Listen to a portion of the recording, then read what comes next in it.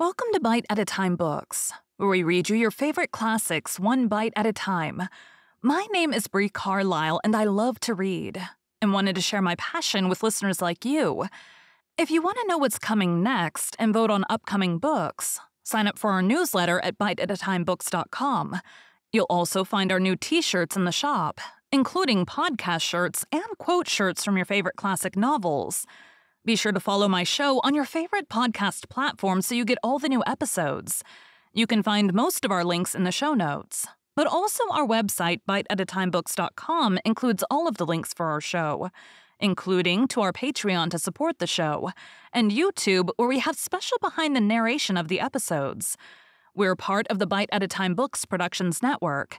If you'd also like to hear what inspired your favorite classic authors to write their novels, and what was going on in the world at the time, check out the Bite at a Time Books Behind the Story podcast, wherever you listen to podcasts.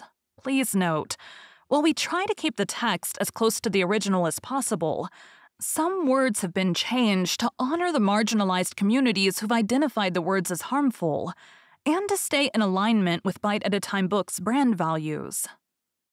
Today we'll be continuing Les Miserables by Victor Hugo. Chapter 13. Little Gavroche.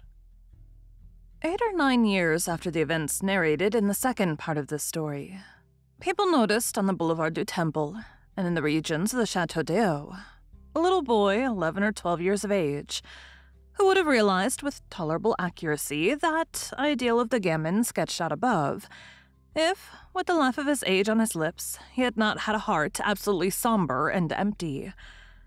This child was well muffled up in a pair of man's trousers, but he did not get them from his father, and a woman's chemise, but he did not get it from his mother. Some people or other had clothed him in rags out of charity.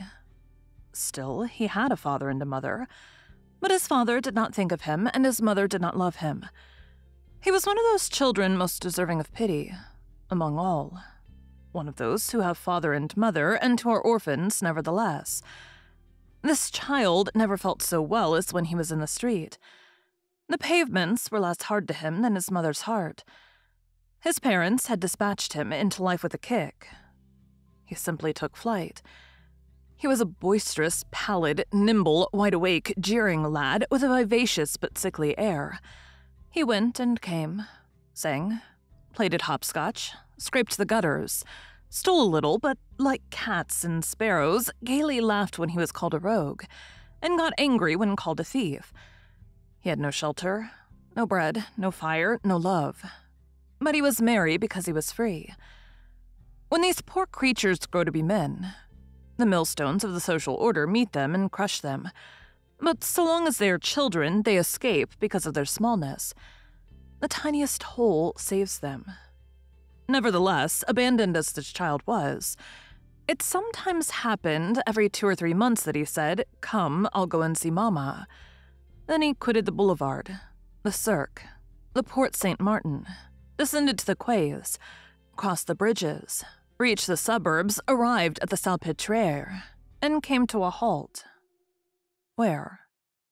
Precisely at that double number, 5052, with which the reader is acquainted, at the Gorbeau hovel.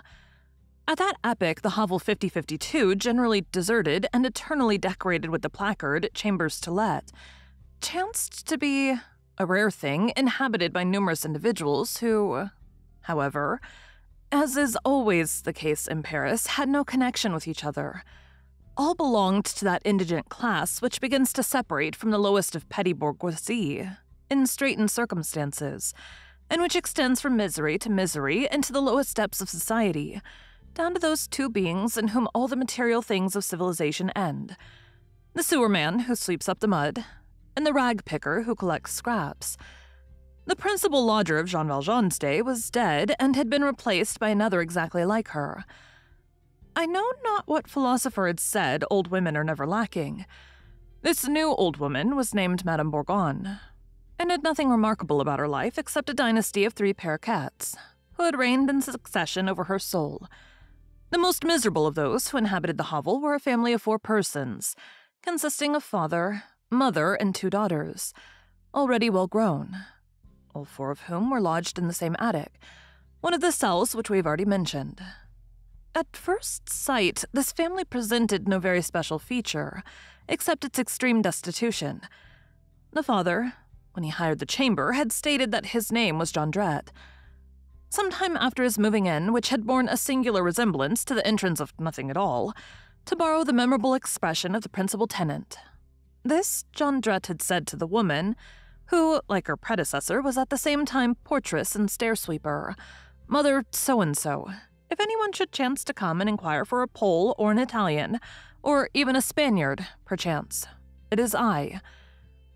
This family was that of the merry barefoot boy. He arrived there and found distress. And what is still sadder, no smile. A cold hearth and cold hearts.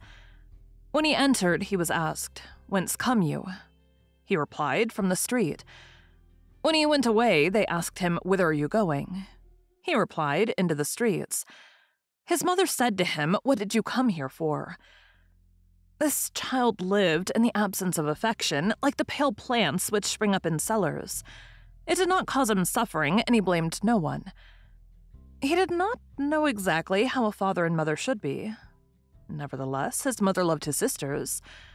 We have forgotten to mention that on the Boulevard du Temple, this child was called Little Gavroche. Why was he called Little Gavroche? Probably because his father's name was Jondrette. It seems to be the instinct of certain wretched families to break the thread. The chamber which the Jondrettes inhabited in the Gorbeau hovel was the last at the end of the corridor. The cell next to it was occupied by a very poor young man who was called Monsieur Marius. Let us explain who this Monsieur Marius was. Thank you for joining Bite at a Time Books today, while we read a bite of one of your favorite classics. Again, my name is Bree Carlile, and I hope you come back tomorrow for the next bite of Les Miserables.